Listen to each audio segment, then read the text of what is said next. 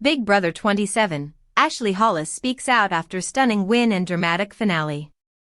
In a shocking turn of events, Ashley Hollis was crowned the winner of Big Brother 27. She cut Morgan Pope at the final 3 after winning the final head of household competition, and took Vince Panaro with her. Ashley only won a veto in week 1 and the final HOH, so making it to the end was no easy feat. She attached herself to Rachel Riley and Sifton Will Williams. After making the judges' alliance with Rachel, Will, Morgan, and Vince, Ashley aligned herself with players outside of it, like Keanu Soto and Ava Pearl, in order to ensure her safety.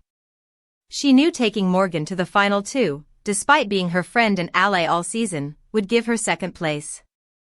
So, she took Vince instead and won in a 6-1 vote. Ashley talked to TV Insider about winning the game, being a lawyer, and how she made it to the end. Congratulations. How are you doing? I am on cloud 9 right now. So happy. How confident were you coming into tonight to the finale? Oh, my gosh, I wasn't.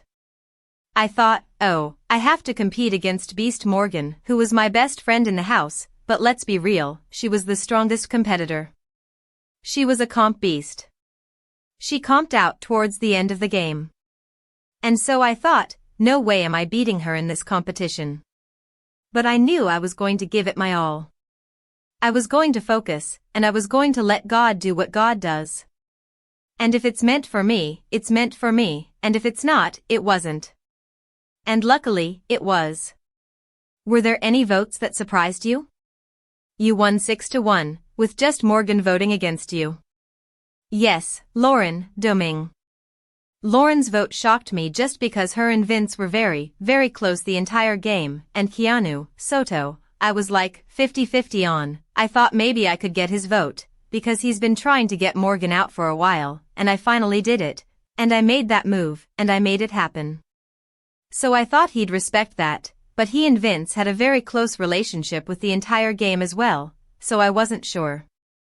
And then Kelly Jorgensen was my third surprise. I thought me and Kelly never really saw eye to eye necessarily in the house. We were friendly, but we weren't each other's favorite people in the house. I think Kelly's a nice girl, but we just never got on. Maybe we'll get on really well outside of the show, I don't know. And so I wasn't sure if she would vote for who she liked more, and I wasn't sure who she did, because I knew she didn't really like Vince, so I wasn't sure where she would go. But they had a game-working relationship for a lot of the game. So yeah, but Lauren was the vote I was the most surprised about. So you were a lawyer in the Judges' Alliance being voted on in a jury that can't be lost on you. What's the first thing that you think you're gonna do with your $750,000 winnings? Oh my gosh, that's a good question. Well, I'm gonna take my whole family out to dinner, for sure. I think I'm definitely gonna go on a trip, take my family on a trip, and then I think I'm gonna save. I'm a big saver. I don't plan on living beyond my means. As a lawyer, I was very good with money, but I definitely think I'll take care of my parents. I will give them a large chunk of my money, because they have given me the entire world. I mean, they would give the clothes off their back if it meant making me happy and propelling me in life. And so I want to give back in any way I can to them, in whatever way I can. So definitely that, and then probably buying a house eventually. I think use that money to invest. First, I've got to get a new job, but use that money to invest in a life, and I think also just sustain my life, my lifestyle, without having a job right now. So I quit my job for the show, but I'd love to get into acting. I'd love to get into commercial modeling, or maybe doing what you're doing, like a TV hosting gig or something. I would love to get into things like that, and be able to go on auditions and really go for my dreams, and so this money will allow me to do so. So I'm really excited. Do you think not telling your house guests that you were an attorney helped or hurt your game? Oh, I think it helped my game, because people in that house thought I was dumb. I mean, they thought I was slow, but it allowed them to spill a lot of valuable information for me that I was able to use and either weaponize or use to gain new allies in the game. So it worked out to my benefit, because people were always loose lips around me because they thought I didn't really know what was going on and that I wasn't playing the game when, in fact, I was playing it, since I walked in. So I think it worked to my benefit. I started to get a little worried towards the end, though. I remember Keanu, we had a conversation in the wine room, and he was basically saying, "You're playing for second place because you've done nothing in this game. You have no alliances. You're not with anyone."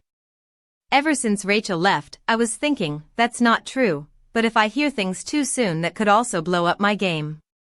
So I started to use my goodbye messages, and really utilize that as a tool to explain my game. So that way, if I made it to the end, I'd have to explain a little bit less. So you just said Keanu said you did nothing. You won a veto in week 1 and the final HOH. What do you think got you that far in the game with only winning week 1 and then the end? My social game, I would like to say it was very, very good. I was able to align myself with some of the biggest targets in the house. I was able to adapt in the game every single time a close ally of mine went home, which was a lot. I mean, Amy went home week 2. Mickey went home, and Rachel went home at the very beginning of the jury.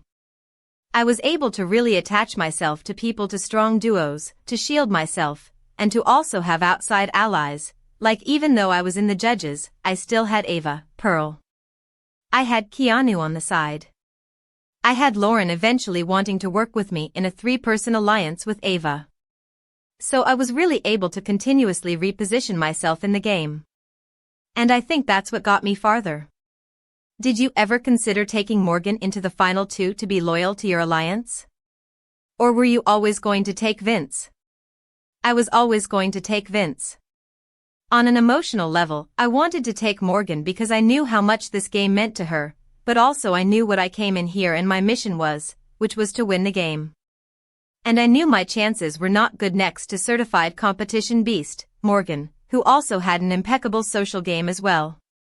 She ran a lot of vetoes, HOHs, and controlled a lot of his game. So I thought that, if I took her, I'm basically guaranteeing myself second 75,000. If I take Vince, did I really think it was a toss-up? That was me being nice. I thought I would win next to Vince, but I definitely didn't think it'd be a landslide vote. I thought it'd be maybe 4-3. And I was right. And I'm very glad that I trusted my gut and my instincts, and my instincts were right. So you are now the 5th person of color to win in a row on Big Brother. What does that mean to you? Oh my gosh. It means the world because I've been watching Big Brother for years, and I mean, people of color were actually usually some of the first people evicted in a lot of the seasons. They didn't even really have a chance to make it far. And not necessarily having anything to do with race, that was just the circumstances that they were under. So it means a lot being in this winner's circle with these incredible legends, and also to make my community proud, and to show that we can play this game and we can win this game. And I hope I inspire any and all people of color, regardless of race, everybody, they can accomplish their dreams. And I think representation is so important. And CBS does a really, really great job at having people of all races and all colors in all of their series and TV shows. And I think it really just showed the young kids at home that if someone that looks like me is on there, I can do it too. I think that's what's the most important thing about diversity and representation, is inspiring other people to fill your shoes. So it's really a blessing.